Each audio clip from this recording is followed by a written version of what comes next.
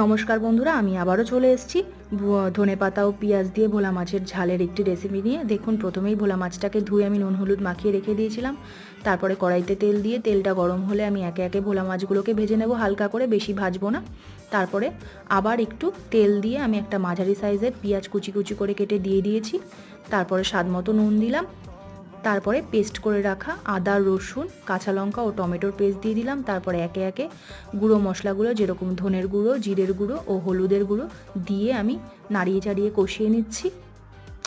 তারপরে আমি কিছুক্ষণের জন্য ঢাকা দিয়ে দেবো, যাতে মশলার ফ্লেভারগুলো উড়ে না যায়। তারপরে দেখুন, আমি ঝোলের জন্য জল দিয়ে দিলাম। আপনারা যতটা ঝোল পছন্দ করবেন ঠিক ততটাই জল দেবেন। আমি একটু মাখামাখাই করব।